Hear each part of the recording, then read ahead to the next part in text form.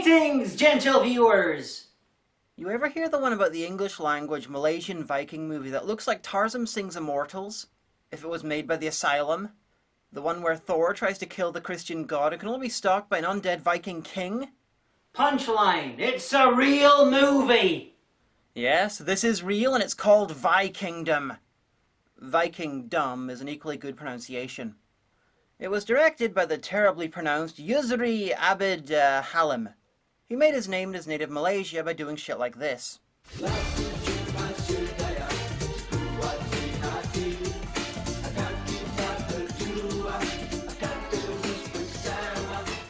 He didn't direct this, he's one of the guys singing.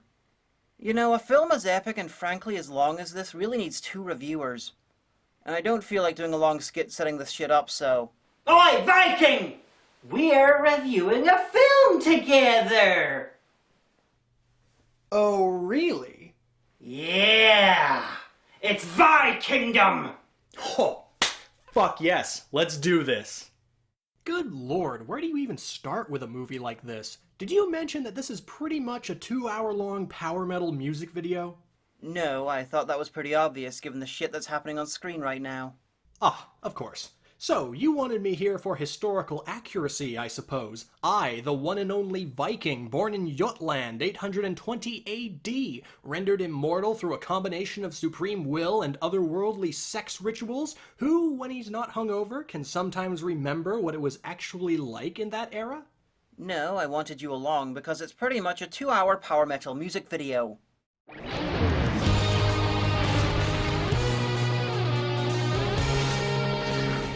You could play any power metal song over this and it would work beautifully. In fact, I'm gonna do that right now. Battle Metal by Tyrisus!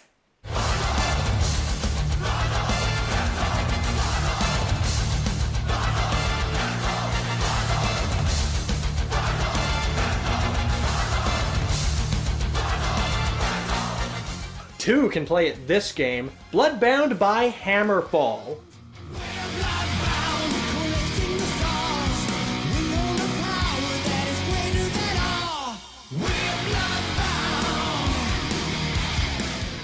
Storming Across Heaven by Dragonland!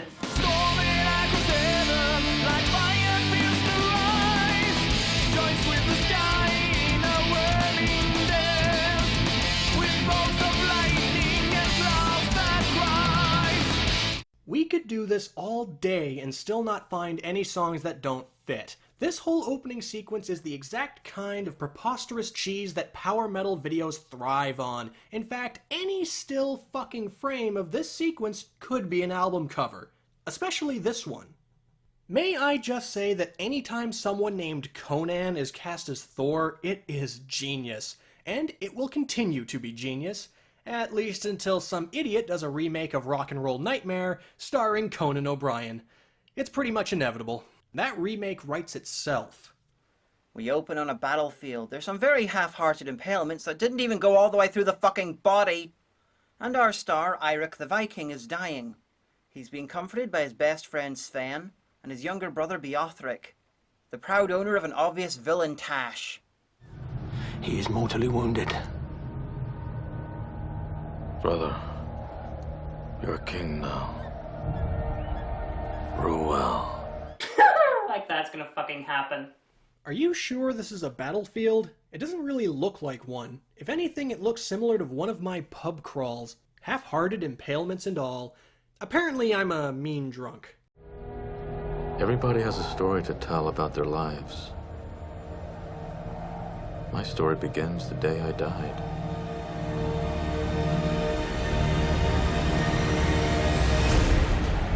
Hey Eirik, you've just died bravely in battle. What are you gonna do now? I'm going to Stonehenge! There is in nature an irregular occurrence when the sun burns red as the moon crosses its path. This is the blood eclipse. In case you didn't know, Stonehenge has nothing to do whatsoever with Vikings. The thing predates the Viking era by thousands of years and was probably made by weird proto-druids or some shit. The Vikings would probably misunderstand the name and call it Stonehenge, and then wonder why the Druids built a hedge out of stone, and then pillage them for being stupid.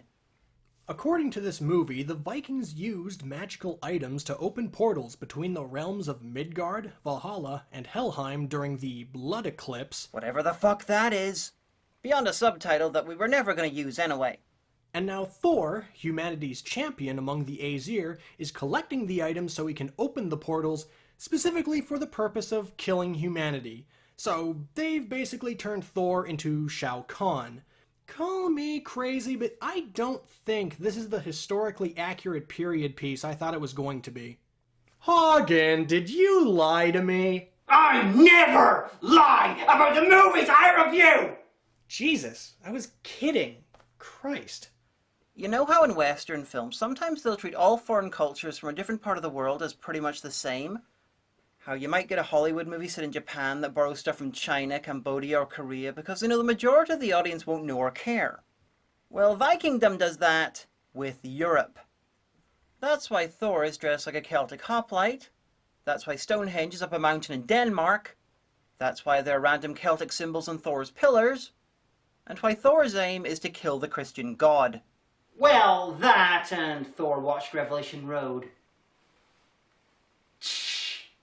Take that, Pureflix! In fact, the only historically accurate part of this is the raid on Lindisfarne, as in, there was actually a Viking raid on the island of Lindisfarne in 1793. It was the first historically documented Viking raid on the British Islands. Tons of murder, rape, theft, arson, jaywalking. It was pretty fucking swell. Granted, the real island is much smaller and its castle is made of stone, not vulcanized rubber and styrofoam. Wait! What? Unnecessary CGI slop! Wow, I think we've reached the most unnecessary CGI that ever unnecessaried. Until the inevitable next time this happens, of course.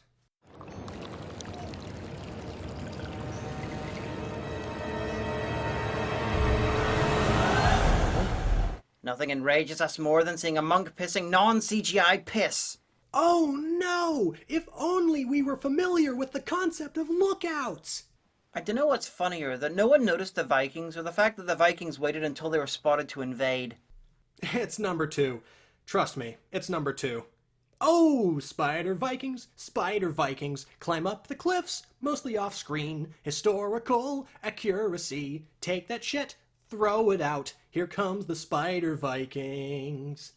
The powers of bullet time and green screen. These are no ordinary Vikings. Ah yes, the classic Viking war machine, using kite shields from Normandy, phalanx tactics from ancient Rome, and the traditional horned helmets from a 10-year-old's imagination. I'm rather partial to the accurate reproduction of ancient Viking time distortion flying techniques myself. Weirdly, Thor is much more visually accurate than usual. How? The sheepskin kilt? The Greek breastplate? The Gondor helmet? The Power Ranger Mjolnir? The intoxicatingly red Pippi Longstocking hair? Well, yes, the hair. He's supposed to be a redhead.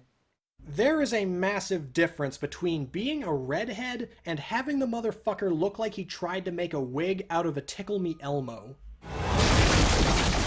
Never again mention Tickle Me Elmo in my presence! So Thor's come searching for the necklace of Mary Magdalene. Oh wait, this is sweet.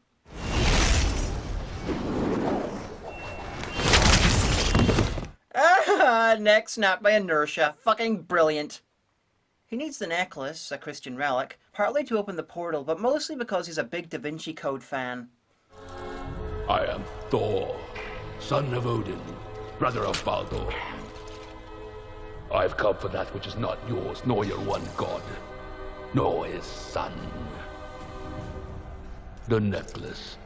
After killing a few more monks, because that never gets old, Thor gets a necklace from Father Palpatine and gives him what he always wanted. Ah, martyr's death. And then we're somewhere north of the wall, far from Greg Thor Clegane. King Eirik the Shirtless and now undead is firing CGI arrows without flights and fighting a man in a bear suit. Forgive me, old friend. I think we arrived at the tail end of a bear-based premix of Tusk. That would explain why he doesn't skin the body and instead drags the several hundred-pound corpse to the river and washes the blood off. Hold up, what happened to all the snow? How long did it take him to get to the river? It's fucking spring. And 1,300 years later, apparently, because most of this is still fucking green screen. State your business.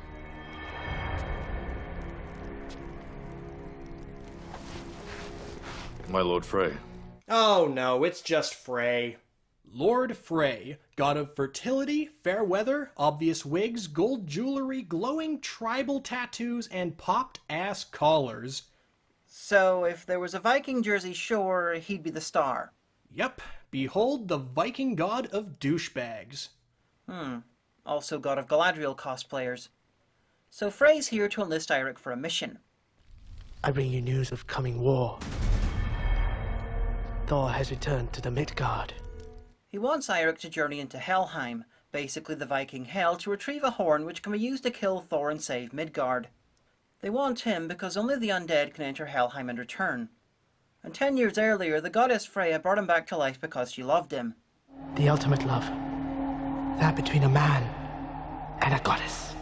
Frey is secretly angry that his love for Eirik is less than ultimate.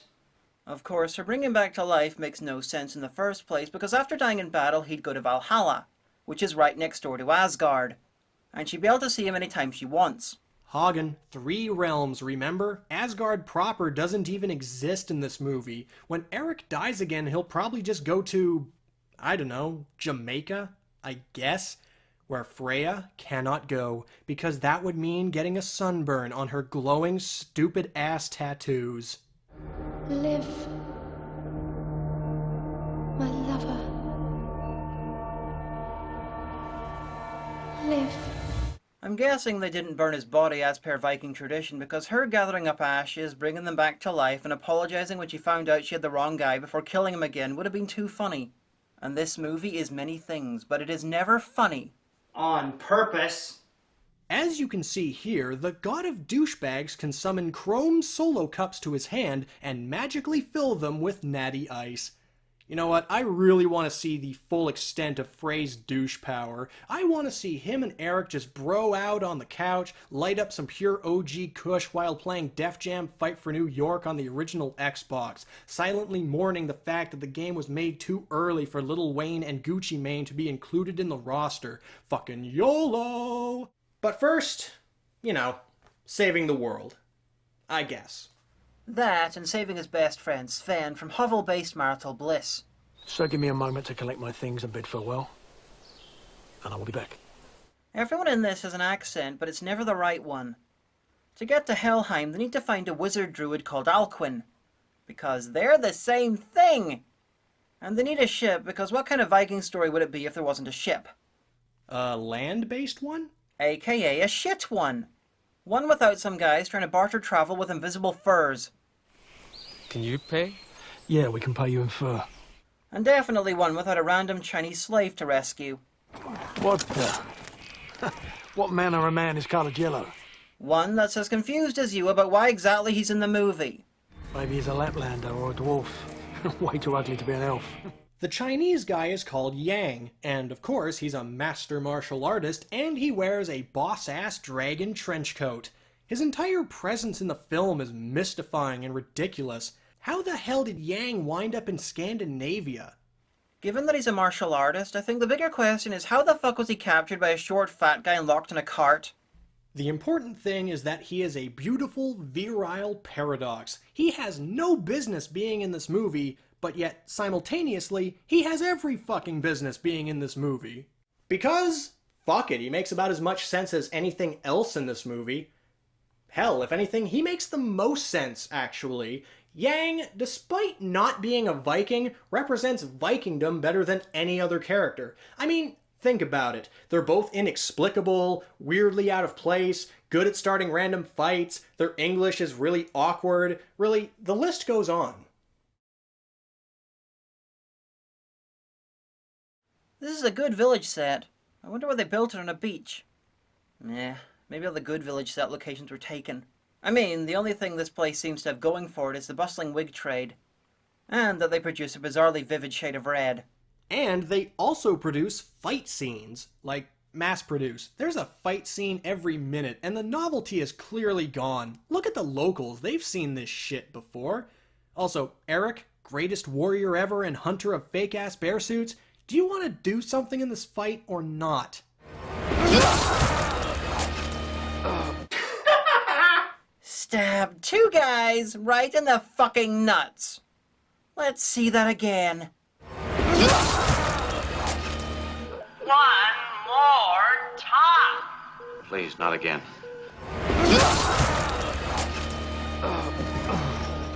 Oh, that's just... Oh! I felt it in your vulva. I mean, it's still fucking cool, but... Nut stabbing, man. Oh, there should be a rule.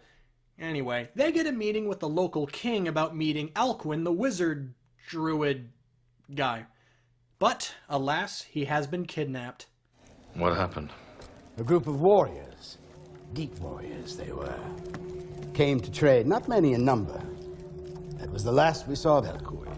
This guy, King Carl, bleeds mead and pisses Pilsner, and it's almost definitely not acting, because no sober person would act like this on purpose, but I wish the rest of the cast would fucking try. Thank you, my dear. A pleasure as always. Truly, he is King Dio of the land of the Nysius. Hey, check out the thrones. The back part is painted onto the wall. By the way, who's your friend? We found him. I think he may be an elf. But he fights like a Valkyrie. An elf, you say? Well, a great bastard, isn't he? They need to rescue Alcuin, so put a crew together that night. And if you can think of a better way to do that than throwing a party, getting everyone liquored up and listening to Viking evangelism, then I'd like to hear it. He was raised by her divine intervention. Hallelujah, brother. I want to tap that ass too. This movie needs more of King Carl. Actually, no, scratch that. Every movie needs more of him. All of them. Jaws, Pulp Fiction, Deliverance, Serbian Film, Schindler's List. Ah, they're letting Eric talk again. Ah, fuck. I stand here today, for God has asked me to write a song for people to sing in years to come. Let me tell you of all the reasons you should join my crew. 1, as you are not main characters, you will almost definitely die. 2, I look like Sylvester Stallone without the half-melted monster face, so you know I'm legit. Not exactly an inspirational speech. It's been a while. I'm all off. And I love a shit speech! Woman's up. I assumed that speech was inspirational. James Remar lookalike jobs are thin this time of year. I'm called Henrik. Will there be any fighting? There will, lad. Well, shit, I'm an accountant. Fuck me. They also managed to get Feppo from Lex to join up. Little does he know that their chances to rape Stanley Tweedle on this voyage will be few and far between. Bernard, killer of women and children. Oh no, he's a killer of women and children? Fantastic! I love killing women and children. You'll fit right in. I ask again. Any more men? Excuse me, my name is Dernhelm and I'd like to join your team of red shirts. This is not a quest for a woman. I don't get why he doesn't want to bring her with them. I mean, earlier on they gave Eric a slave-freeing cool guy moment, and now he's just being a dick. What are you trying to tell us about his character? And besides, this whole thing is an outdated movie trope with an obvious setup and an equally obvious conclusion. And historically, Vikings were cool with women warriors, and also slavery, ironically enough. So Eric is actually acting like the opposite of a Viking. Though it's not like any of that matters, because the whole conflict gets settled literally 50 seconds later, because, as it turns out, she owns the boat they're taking. On my ship? You'll do as ordered as any man here will? Like a sword with a broken tip, this plotline was pointless. So, with everyone signed up for the LARP, we cut to medieval England. Thor ignores the cardboard walls and mopes around villainously in front of the massive Tudor rose. Christianity lies at our feet.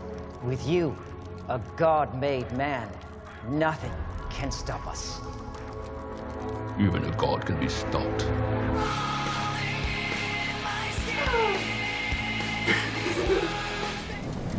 I know you had no choice to take me. What does a woman know about winds and waves? As much as anyone whose mother died in childbirth, then whose father took her on the longboats. I have sailed the great seas to Angle Island, Greenland, and woven a course between mountains of ice. That's why me and my thermal sports bra know how to dress appropriately for cold weather. I say by nightfall, we'll all be rowing. And I say we won't. What the fuck is his deal? Does he just hate the idea of someone vaginaing up his adventure? Or does he really just not want to fall in love with her? Because that's obviously what's gonna fucking happen no matter what. It is so transparently inevitable that I think the movie is insulting us by making their scenes together as painful as possible. And I gotta say, I don't appreciate it. They arrive at Gotland to rescue Alcuin the wizard druid, and I could accept everyone's impractical shirtlessness when they were at home, but this is meant to be snowing. The only reason I can think of for this is that the studio lights were too warm for realistic costumes. This is way too warm for my liking.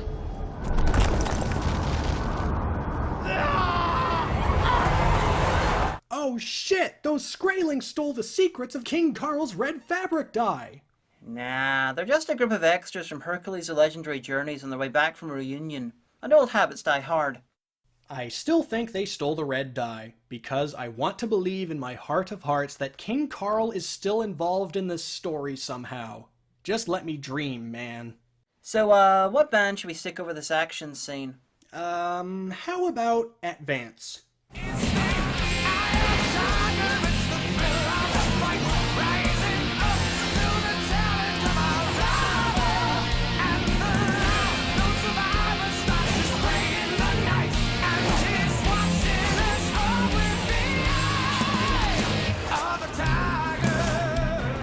Oh, good choice.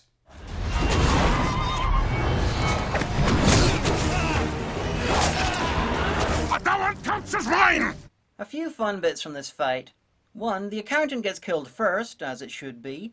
2, this guy falls over for no reason. And 3, a Pict was told about the James Remar lookalike, but thought they said Roman and so wants to kill.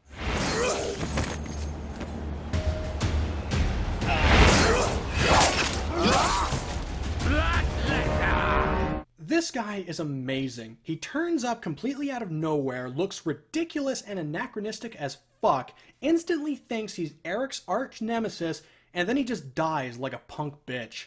It's a lot of build-up for absolutely nothing. It is a profound anticlimax. It's like Highlander if, in the first 15 seconds, they just killed off the Kurgan like nothing. There can be only one. Inside an ancient stone butt plug, they find Alcuin the wizard druid, aka Homeless Saruman, expert in eyebrow-based sorcery.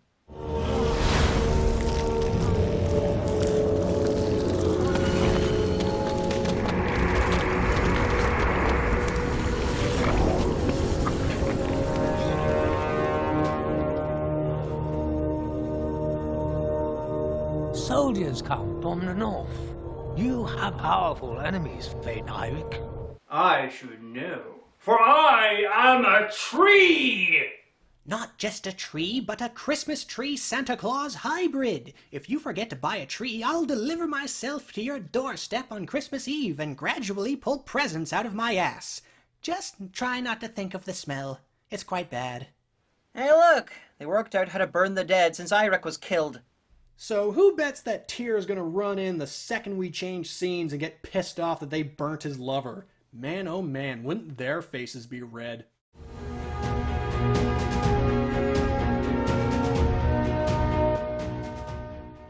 Okay, that just sounds like Top Gun mated with Gladiator.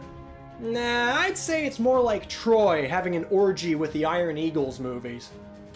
More like Blue Thunder murdered Centurion and ejaculate on still moldering corpse! Hey, why is Thor on a horse and not, you know, riding a chariot pulled by giant goats in the sky? Vikingdom. There's a baseline of accuracy that I expect from a movie that believes it's a team of seahorses guarding the gateway to hell, and you are not achieving it. It is there!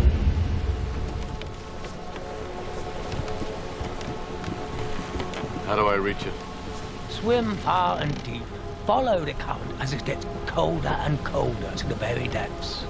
Hopefully Eric will stab that old man if he finds the spaceship from Sphere instead of the gates of hell. You're gonna need tallow. Yes! An excuse to take my shirt off! Are you scared? Terrified.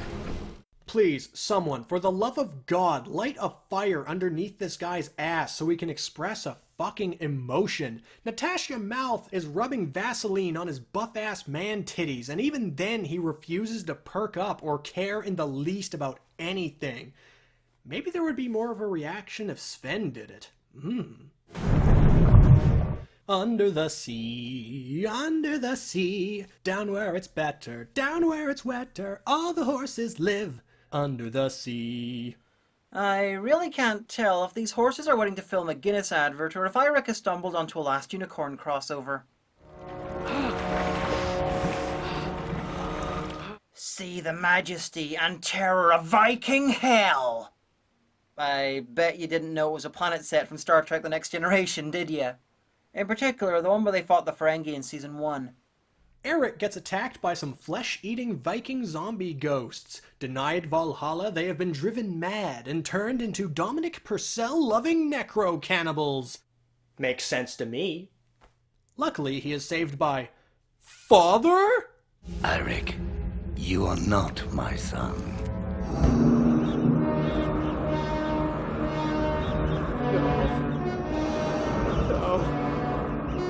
It's not true. That's impossible! Search your feelings. You know it to be true. Your mother never knew. He came, had my face, my image. And then he came again. Why are you here? I don't mind being fed to the lions if only you wouldn't shout. In hell, Eirik needs to find the horn that can kill Thor. So where else would you find that but inside a pile of naked golden woman? I need one of those for my basement, man. Pfft, kitsch. I have a silver one. Who the fuck would want gold?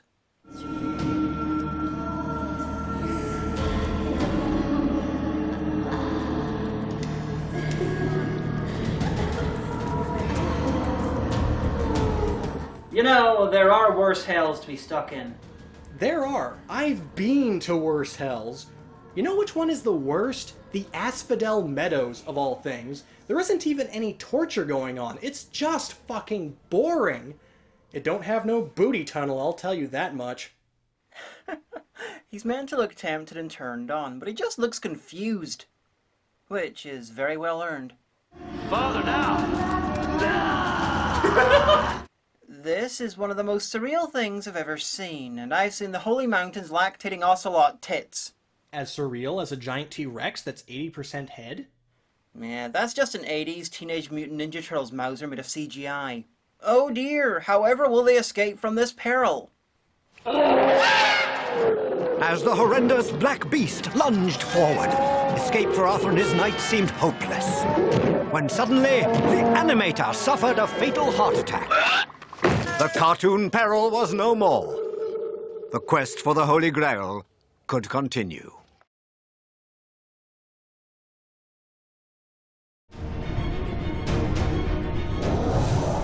Think well of me, son. Always. Sorry, wrong number. Things aren't always as they seem, my love. You must blow the horn in the face of Thor to stop him. Just get on with it!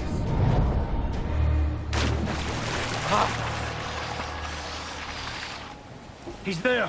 Dude, you won't believe this, but I pulled this horn out of a giant vagina made of golden women! It was fucking sick! They set sail for Eirik's old kingdom to raise an army and meet Thor's forces, so Eirik can sneak past and kill Thor.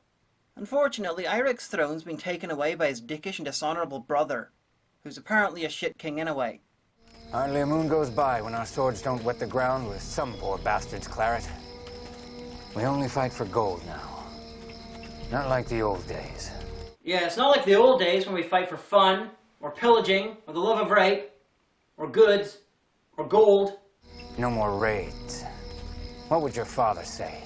He'd smack you around and bellow in your face that gold was one of the reasons for those raids. Eirik's brother has turned the kingdom into yet another strangely medieval realm, and the world's greatest and most expensive mercenary force through the power of his villain beard. Look around you, brother. Look around you. Just look around you. Have you worked out what we're looking for? Correct. The answer is sulfur. See you the poor trappings of our father's era? No. No, you do not. No, I see a set from Nightmare. Maybe he spent all the money on armour so as to make do with imaginary furniture. Forgive me, brother. Take them away! Search them! Curse your sudden but inevitable betrayal!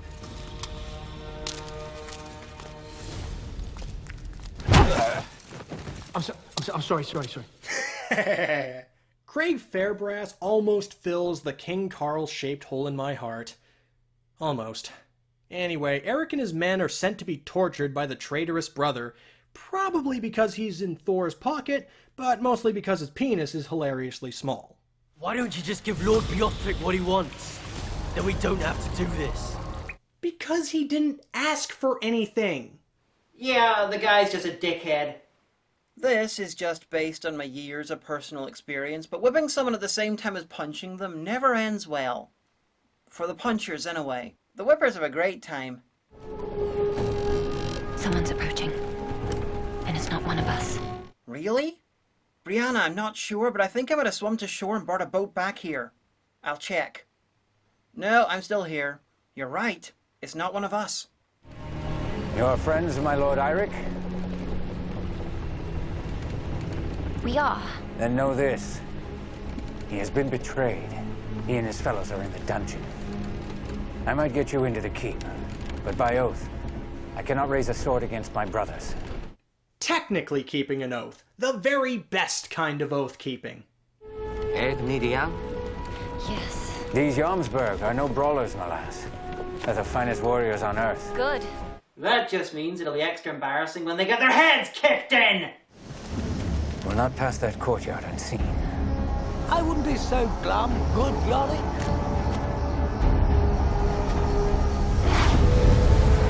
Badass. He has a fog machine under his robe. Hey, is this Saharon? Because there's some killer fog warriors. I don't understand half the stuff you say. Good. You know what this movie needs? A guy who is rolling around in a foot of water being set on fire instantly the second a flaming torch brushes against him? Yeah, wow. It's like you read my mind. Nah, I read your script. And I gotta say, I resent the idea that I don't know what a fucking fog warrior is. Too late. That bit's already edited. We're on to the rescue now. Open the gate. Fuck you. Well, what the fuck did you think was gonna happen, smart guy? Open the door! Whatever you say, my lady. Hey, Sven and the guys are locked up with chains while Eirik's untied in a cell with a door tied up with rope. I wish Brianna and the others were a few minutes late so we could have seen the looks on the guards' faces as they worked out that Eirik inexplicably has the power of not untying. The true artistic triumph of this film is that it somehow manages to make real stone walls look like painted backdrops, and also make painted backdrops look like green screen. It's almost dreamlike, it's so shitty. So anyway, I think this castle hasn't quite seen enough betrayal for one movie just yet. King of Jomsburg! Would this be what you seek? You bastard! Traitor! My. I love Alcuin's performance. It's like Vincent Price trying to play Marty Feldman. I have a tree on my back. Take him away. Treat him as befits a royal. Use the sword. Throw the rest off the cliff. They, of course, escape.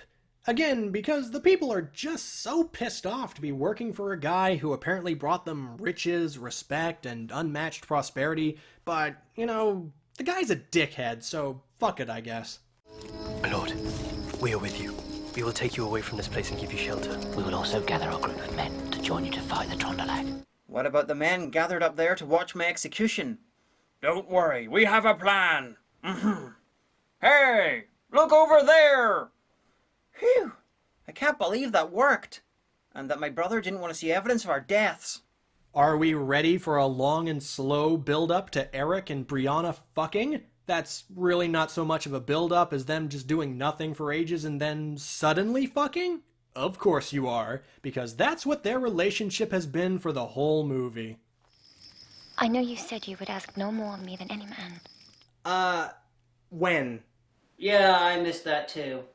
He went from, vagina boat, to, yeah, you're okay, and sex is okay, I guess, with no real transitional period or character arc or anything really, and Brianna just wants to fuck him because she's decided she's turned on by men who can phone it in. Really, really hard. But he only has eyes for Freya. Luckily, she appears in his mirror to give him her permission to fuck her. I barter myself with the gods, so that you might live again. But your life came with a condition. That you and I can never experience love again. What? What? What? What? Squared, cubed, quartered. I mean, pardon my French, but c'est cool le baiser, cette merde. Why would you make such a deal? We already discussed this. Him dying would have worked infinitely in your favor, because then you'd both be in Valhalla. Together. You fucking failure. Stop living in memories. If a man spends his life looking backwards, he'll miss what's right in front of him. And what is right in front of me? A badly angled trick mirror shot. A chance for the one thing that mortals have that the gods desire. Love. I think Lady Frigg and Lady Sif are gonna want a word with you, you golden glowing bitch. Also, Freya, you're the goddess of love. Love is one of your goddamn dominions. You're telling me you don't know anything about the thing you're supposed to be in charge of? What are you, the pointy-haired boss from fucking Dilbert? Are you that incompetent? Are you playing chess with pineapples and losing? Stupid fruit! Best 3 out of 5. That had absolutely nothing to do with anything. You just want an excuse to play that clip, didn't you? Honestly? Yeah, I did. I am so shameless. Fight, so that your name is whistled down the ages. So that your name would be spoken aloud amidst horrible dialogue in an amazingly, brilliantly terrible film. Couldn't Freya have just appeared and said, Eric, I'm okay with an open relationship, it's totally cool? I mean, that's basically her MO anyway in the mythology. Freya doesn't have any qualms whatsoever when it comes to fucking. Just ask Frey. He knows. Especially since she possessed Brianna to have the conversation. For all we know, this is just Freya's way of getting some kinky as fuck mortal and mortal action. Anyway, the next morning, Eirik Bloodletter is Prince Valiant. Forgive us, sire.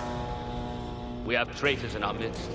Forgive us, sire, but we didn't check to see if any of the captives were actually executed as you said, but in our defense, you didn't tell us to.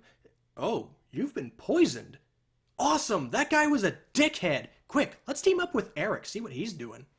Over at Thor's place, one of his lieutenants finally asks him what the plan is. Yes, finally. And Thor tells him.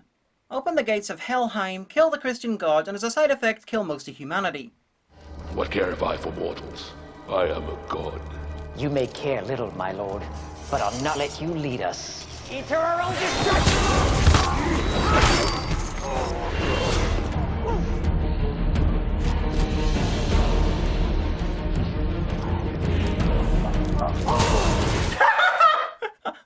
The arm that hammers it on fire is the one that didn't touch it.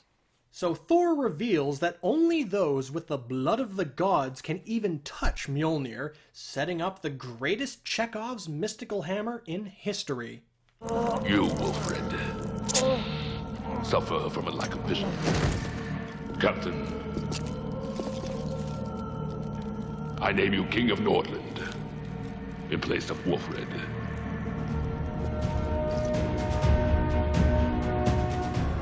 Oh, yeah! Vikingdom! Show Lord of the Rings how to have unnecessary walking shots, and ambling, and strolling, and cantering, and roaming, and wandering, and marching, and hiking. And shutting the fuck up. And strutting. You shut the fuck up! Men of Jomsburg, Vikings, brothers. Across the ridge is the army of the north, more than 1,000 strong. We are but a few. 5 to 1. 1,000-ish versus 200-ish. Seems a bit low-key for the end of the world. Yeah, low-key would make this fight far better. Man, if this is supposed to be Ragnarok, I am direly disappointed. I was promised a giant snake, damn it! Some of you know me. Some of you have bled with me. Some of you have heard tall tales of battles won. I see in your eyes the same fear that would take the heart of me. No plan, no backup, no weapons worth a damn. Oh, and something else I don't have. Anything to lose. Today we are canceling the apocalypse! We're going to live on! We're going to survive! You, the people, have the power to create machines, the power to create happiness. You, the people, have the power to make this life free and beautiful, to make this life a wonderful adventure. You find yourself alone, riding in green fields with the sun on your face. Do not be troubled, for you are in Elysium, and you're already dead. Let me assert my firm belief that the only thing we have to fear is fear itself. That they may take our lives, but they'll never take our freedom! But tonight, we dine in hell! I have a dream today.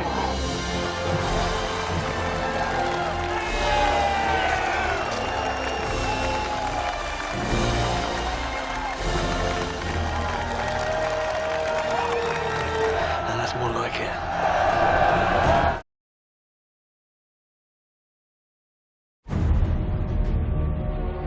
They don't stand a chance against our mighty army.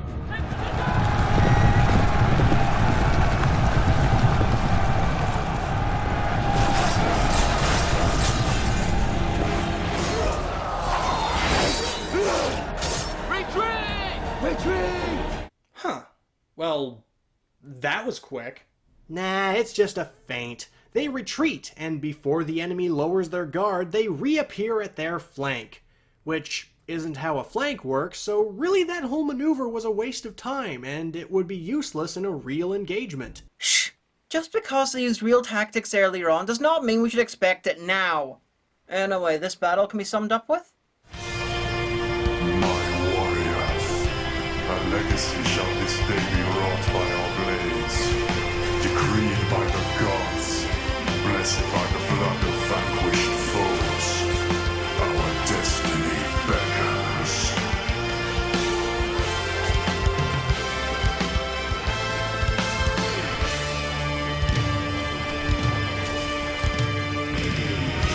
Come, great king of Hyperborea, march against me with your splendid legions and shimmering swords.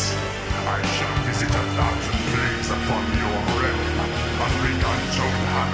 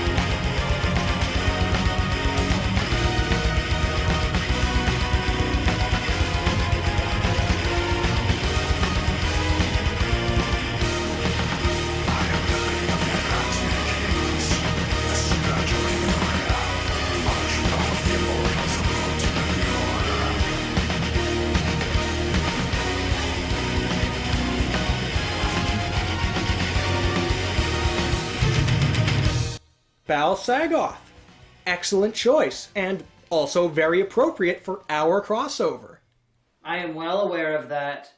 You were just waiting all movie to use them, weren't you? Oh, yes. Vikingdom, where every castle is circa 1500. Behold my flag, motherfuckers! Sire. Speak, man. They've broken to the left, sire. They've reinforced.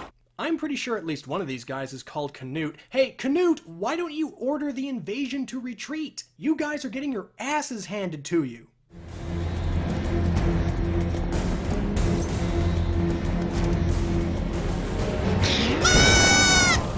I've come to face you, Thor, and die if I must. You cannot stand against me, my son. No. That's still not true. That's doubly impossible. I did not need such artifices. She was a willing whore to my desires.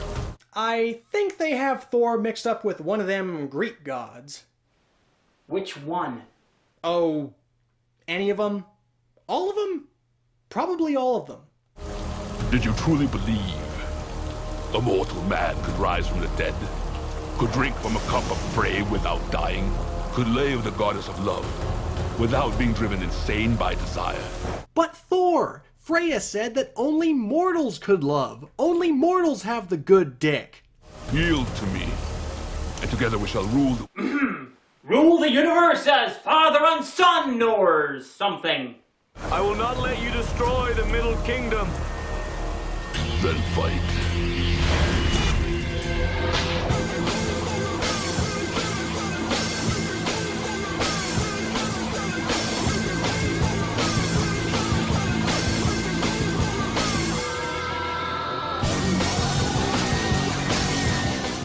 Alright, and welcome to Friday Night SmackDown! The battle between the God of Thunder, Thor, and King Eirik, the zombie from Jomsburg, and it's gonna be a barnstormer! Oh, you are so right! This is gonna be the first time either of them have fought inside the mountaintop ring of stone, and it's already punishing them! Thor's been on great form this year, ripping out the eyeballs of underlings and nailing priests to crosses. But this one might be a challenge. I mean, Eirik has literally been to hell and back. Yes, but remember, Eirik's hardly been battling gods recently. I think the hardest thing he fought the last pay-per-view was a man in a bear suit. But regardless, the result is gonna be one for the ages. Oh, and it looks like Thor has an illegal weapon! I can't believe the referee is gonna allow this! Well, I've just been told that the referee was one of the countless casualties of the brutal war happening just outside the ring. Thor has already riled up the fans by calling every mortal in earshot a fool and by trying to wipe out humanity. But there are those that say that Eirik is too wooden to really get over with the fans. What he lacks in charisma or acting ability, he makes up in the ability to take a punch! If Thor is to defeat Eirik and end all humanity, do you think the battle with Hercules could be just around the corner? Well, yes, I do, but unfortunately, none of us will be around to witness it. Crying shame. All sweat. Do you think the movie knows that's not an eclipse? Nope. You know, with our red sky and heavy rain, we are this close to raining blood from a lacerated sky. Your weapon holds no fear for me. I have the blood of the gods in me. I have the blood of the gods.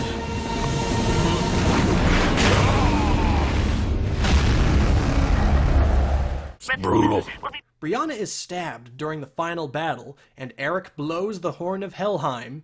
And then Frey arrives, revealing that the god of douchebags is a fucking douchebag. Oh my god, what a twist! Being gods, both Thor and I needed you to obtain this horn. I just had an idea. Oh, that's a bad sign. Frey's a god, and she's gonna be fucked over by the Christian god as badly as any of them. She and Frey sometimes have an incestish thing going on, so maybe she was part of the plan.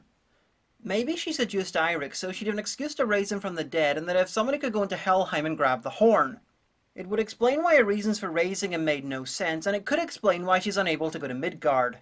She was lying and just didn't want to see his leathery dick again. I like this theory, but you're working under the assumption that this movie had thought put into it, so unlikely. Yeah, you're probably right. So it turns out that Gregor Clegane has been working with Frey, meaning it was the fucking Lannisters behind it all along. I knew it!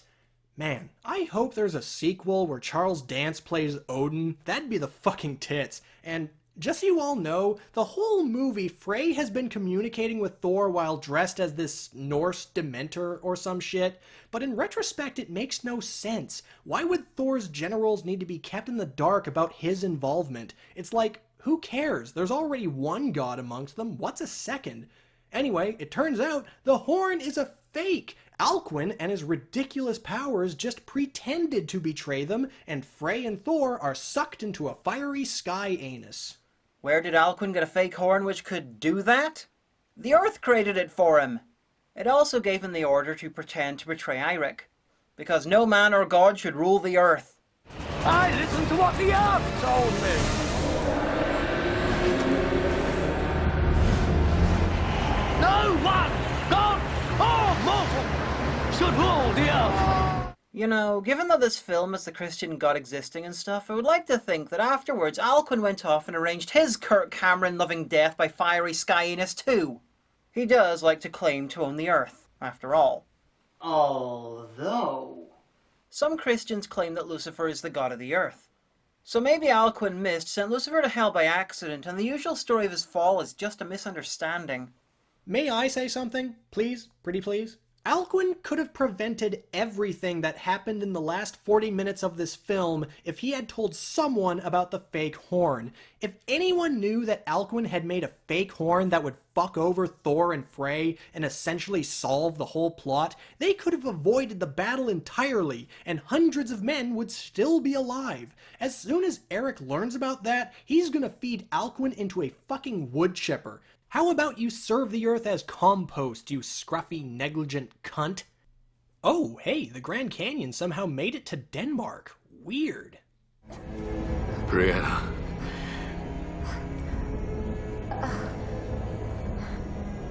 It's a good death. It should have been me. No one chooses their fate. No, you clearly made the conscious decision to take the hit, so, no, this death was actually really fucking lame. You know, I just realized Natasha Mouth played Blood Rain in its sequels, and Dominic Purcell played Dracula in Blade Trinity. Damn, girl, you went from shitty movies and mediocre games to scoring the most royal of vampire dick. Nice one. At least until you got shanked. But, hey, them's the breaks, I guess. Being stabbed is an improvement over fucking anyone who's in Blade Trinity. Behold, Brianna the Fair. You see your mother awaiting you in paradise. Behold, Gregor the Formidable. Do you see our kinsmen? Behold, Warwick the Wise. Do you see your rest awaiting you in paradise? Behold, Bernard the Viking. Behold, Bernard the Human! He was a guy! Behold Bernard, the carbon-based life form? I think he had some lines in the second act, maybe. Mankind is now free to choose their gods, their friends, their enemies. I became known as Eirik Thorson. My men and I have become the guardians of the holy relics. Not many know of our existence. Yep! So our song is not yet sung. Wait, are they telling us that the sequel that won't happen will be much better than this one? Wow, I like that kind of honesty. It's as admirable as it is laughably untrue. But really, you have to adjust your expectations for Vikingdom. It is not an Oscar-winning tour de force overflowing with craftsmanship and all of the hallmarks of cinematic excellence. It is pure, dumb nonsense. The effects are cheesy, the editing is choppy, and the story is messy and generally flows like a clogged toilet. It's also impossible to make it any less historically accurate. Skull! I heard you were reviewing a Viking movie. I want a cameo. Okay, maybe it could be less historically accurate? Excuse me? Are you suggesting that there were no black Vikings? Because those motherfuckers did raids all the way down to Africa. They brought slaves back from everywhere, and they weren't picky about who they had kids with. Wait. You know, Vikings would refer to black people as blue men. I even read about a war band called the Blue Men of Dublin. Dublin being a city founded by Vikings. I just meant... Black Irish Vikings, like a Guinness with horns. He is right, though. Vikings of various races and origins have been documented, including the aforementioned Blue Men of Africa. Matter of fact, I knew a guy in the Varangian Guard named Skandar. Funny guy, but man, he was so blue that it was like dabba-dee, dabba-die. Guy was so blue, he makes Malcolm over there look like me. Yeah. My point was that you couldn't make this any less historically accurate. You! It could be, but not because of you! Oh. Can I still do a cameo when you do the review about it? Absolutely. We'll let you know exactly when we're filming. Sweet. Anyway, bottom line, Vikingdom is really stupid, and it's amazing precisely for that reason. It's goofy and melodramatic, it has some good action in it, and it generally keeps you entertained, if only because of how inept, ridiculous, and just plain wrong everything is. This is a movie where you get you and your buddies together, get stupid drunk, and just riff the movie until the cows come home. You know, I pretty much have to agree. This is one of those films that's terrible but amazing in equal amounts. You have to cheer the mad audacity of the whole thing, especially if you're a fan of power metal.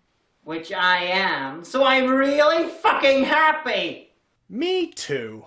Good! Now fuck off and be happy elsewhere! One of the nice little hilarious touches to this film is that it's basically Terry Jones's Eric the Viking, but in a different order. Observe. Hero gets teamed together to stop something bad that's beyond the ken of mortal men. The gods are dicks. There's a helpful old person that they meet in the snow. The hero journeys to the afterlife. There's conflict with a dead father. There's an immigrant from a foreign culture. There's an unexplained Asian supporting character. Blowing a horn is sort of important. And they meet an unconvincing giant monster. There's no punchline to that, it's just funny. I'm the Amanda Hagan and I have to live with it every day. Oh wait. The same director did a movie about ancient Rome and China? Oh, fuck yeah!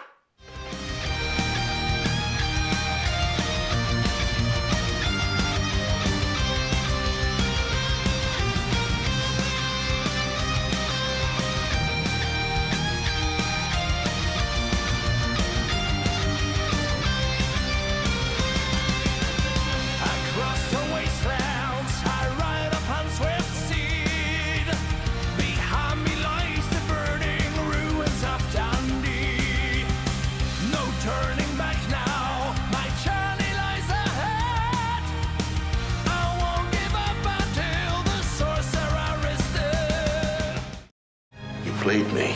I was your right hand. Don't flatter yourself. You'd be surprised who my right hand really is. It is a dark and fearful world. Starting to panic, kid? Whether it was you and the militia or someone else, this day was coming. Answers now. Prayers later. The answer is in there.